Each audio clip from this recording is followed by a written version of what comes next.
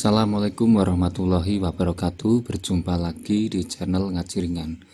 Nah teman-teman, kita sekarang berada di materi ke-54, yaitu cakupan ibadah dalam Islam bagian 3. Kita telah mengetahui bahwa ibadah dalam Islam mencakup peri kehidupan seutuhnya, tasimulul hayati kulliha. Di pembahasan sebelumnya telah disebutkan 3 poin. Ibadah dalam Islam mencakup perbuatan-perbuatan pemenuhan naluri, amal-amal kemasyarakatan, dan amal-amal mencari penghidupan. Selanjutnya kita akan sebutkan poin berikutnya, yaitu yang keempat, memakmurkan bumi, imaratul ardi. Memakmurkan bumi sebagai bagian dari bentuk ibadah diantaranya disyaratkan dalam firman Allah Ta'ala berikut ini. A'udzubillahi minasyaitonirrajim. Bismillahirrahmanirrahim. Huwa angsa'akum minal ardi wasta'marakum fiha wastaghfiruhu summa tubu ilaihi inna rabbi qaribum mujib. Dia, Allah, telah menciptakan kamu dari bumi, tanah, dan menjadikan kamu sebagai pemakmurnya. Maka mohonlah ampun dan bertobatlah kepadanya. Sesungguhnya Tuhanku maha dekat dan memenuhi segala permintaan. Quran Surat Hud, Quran Surat ke-11 ayat 61. Ustadz At-Tabiq Lutfi Hafizatullah dalam salah satu tulisannya menyebutkan bahwa ayat ini oleh Imam Al-Alusi dijadikan dalil akan kewajiban kemakmuran bumi, sesuai dengan kemakmuran dan peran setiap orang yang beriman.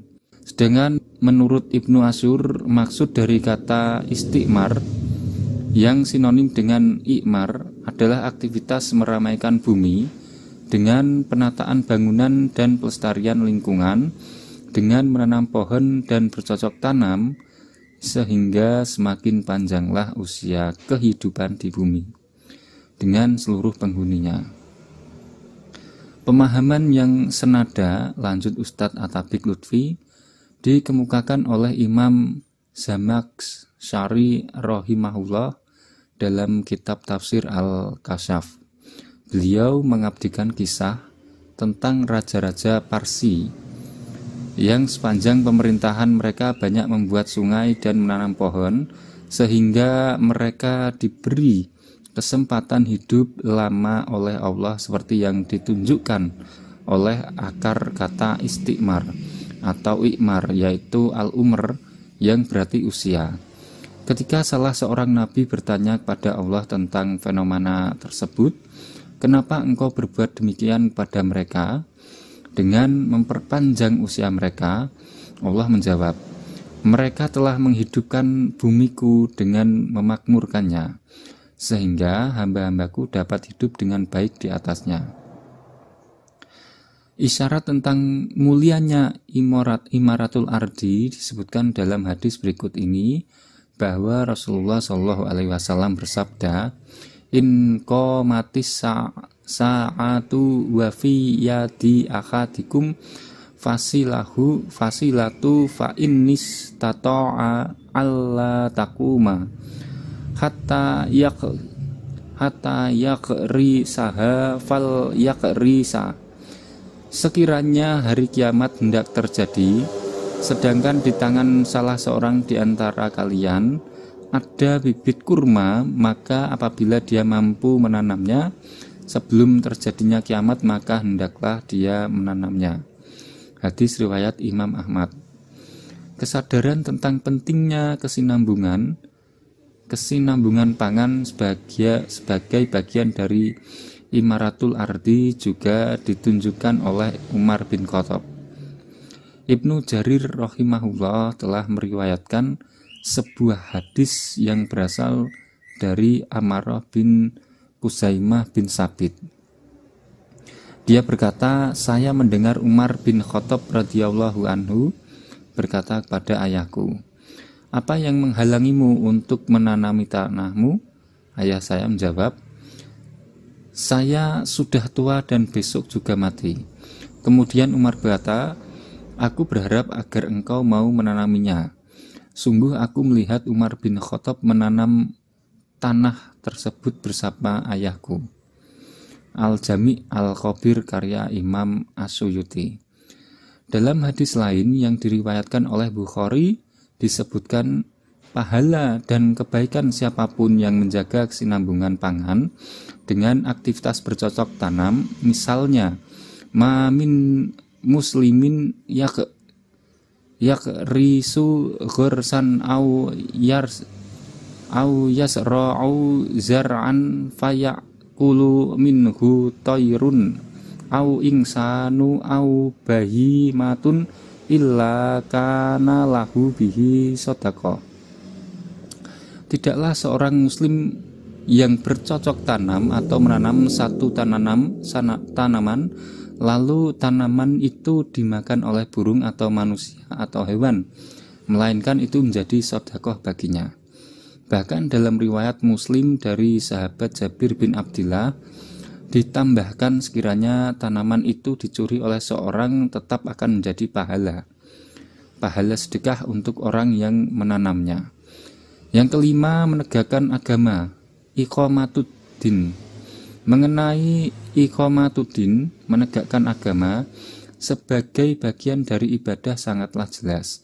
Karena yang dimaksud dengan menegakkan agama berarti menegakkan semua syariat Allah Ta'ala, baik yang usul atau dasar maupun yang furu' atau cabang, dalam kehidupan pribadi, keluarga, dan masyarakat. Allah Ta'ala berfirman, A'udzubillahi minasyaitonirrajim, Bismillahirrahmanirrahim. Syara'a lakum minad dini ma wassa bihi Nuhan walladzi auhayna ilaika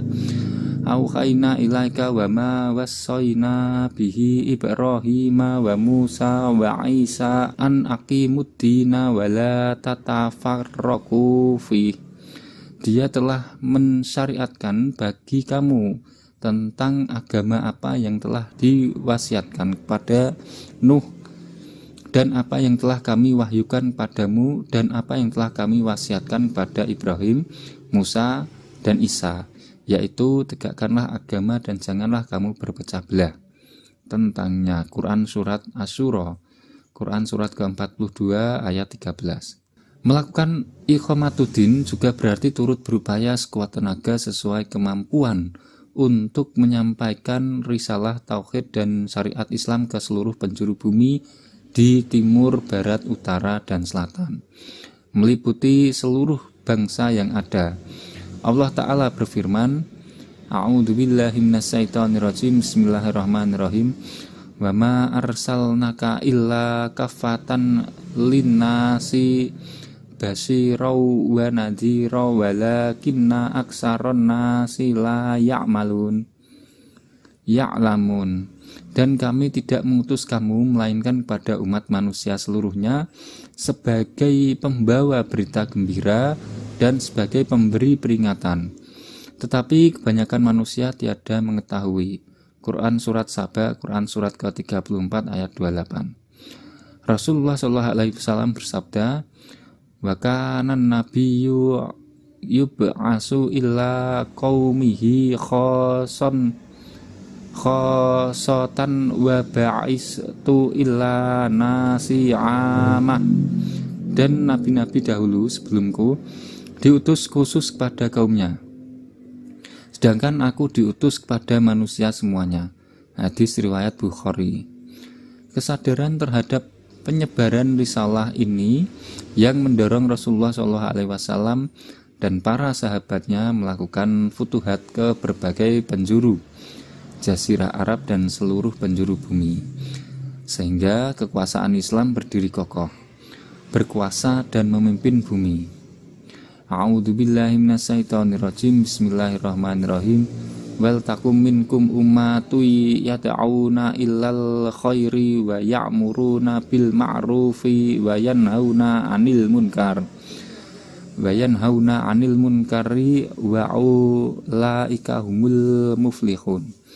Dan Hendaklah ada di antara kamu segolongan umat yang menyeru kepada kebajikan, menyuruh kepada yang ma'ruf dan mencegah dari yang munkar. Merekalah orang-orang yang beruntung. Quran Surat Ali Imran. Itulah tadi teman-teman materi ke-54, yaitu cakupan ibadah dalam Islam bagian 3. Mudah-mudahan semuanya bermanfaat. Mohon maaf bila ada kesalahan kata atau pemilihan bahasa yang kurang tepat. Saya akhiri, wallahul muwaffiq ila thoriq. Wassalamualaikum warahmatullahi wabarakatuh.